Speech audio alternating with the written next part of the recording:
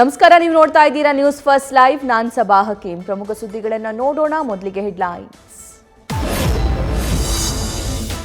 ಲೋಕಸಮರಕ್ಕೆ 3 ಪಕ್ಷಗಳು ಸಜ್ಜು. ತಮ್ಮ ತಮ್ಮ ಬತ್ತಳಿಕೆಯನ್ನ ಅಸ್ತ್ರಗಳಿಂದ ತುಂಬಿಸುತ್ತಿರುವ ನಾಯಕರು. ಗ್ಯಾರಂಟಿ, ತೆರಿಗೆ ವಿಚಾರಗಳು ಕಾಂಗ್ರೆಸ್ನ ರಣತಂತ್ರ.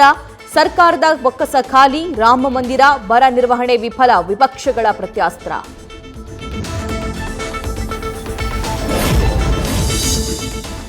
ಅಮಿತ್ ಶಾ ಜೊತೆಗಿನ ಸಭೆಯಲ್ಲೂ ಮೈತ್ರಿ ಬಗ್ಗೆ ಅಪ್ಪಸ್ವರ. ಕ್ಲಸ್ಟರ್ ಸಭೆಯಲ್ಲಿ ಮುಂದುವರೆದ ಹಾಸನ ಮಂಡ್ಯ ದೋಸ್ತಿ ಗೊಂದಲ. ನಾರಾಯಣಗೌಡ, ಪ್ರೀತಂ ಗೌಡ ಅಸಮಾಧಾನ. ಮೈತ್ರಿ ವಿರುದ್ಧ ಹೇಳಿಕೆ ಕೊಟ್ರೆ ಕ್ರಮ ಅಂತ ಚಾಣಕ್ಯನ ಖಡಕ್ ಎಚ್ಚರಿಕೆ. ಫೆಬ್ರವರಿ 16ಕ್ಕೆ ಬಜೆಟ್ ಮಂಡನೆಗೆ ಸಿಎಂ ಸಿದ್ದರಾಮಯ್ಯ ತಯಾರಿ. ಇದಕ್ಕೂ ಮುನ್ನವೇ ಸರ್ಕಾರಕ್ಕೆ ಆಶಾ ಕಾರ್ಯಕರ್ತೆಯರ ಪ್ರತಿಭಟನೆ ಬಿಸಿ.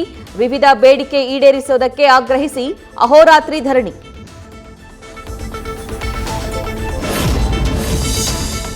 ಬೆಳೆಗಳಿಗೆ ಬೆಂಬಲ ಬೆಲೆ, ಸ್ವಾಮಿನಾಥನ್ ವರದಿ ಅನುಷ್ಠಾನಕ್ಕೆ ಆಗ್ರಹ. ಕೇಂದ್ರದ ವಿರುದ್ಧ ಮತ್ತೆ ಸಿಡಿದೆದ್ದ ರೈತರು.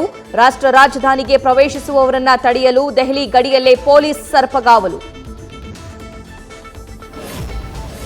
ಮಂಡ್ಯದಲ್ಲಿ ಸ್ಪರ್ಧಿಸಲ್ಲ ಅಂತ ಹೇಳಿರುವ ನಿಖಿಲ್ ಕುಮಾರಸ್ವಾಮಿ. ದೇವೇಗೌಡರ ಮನೆಯಲ್ಲಿ ಮಂಡ್ಯ ಜೆಡಿಎಸ್ ನಾಯಕರ ಸಭೆ.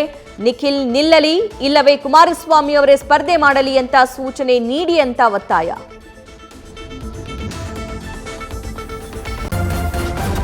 ನ್ಯೂಸ್ ಫಸ್ಟ್, ನಿರ್ಭೀತಿಯಿಂದ ನಿಮ್ಮ ಪರವಾಗಿ.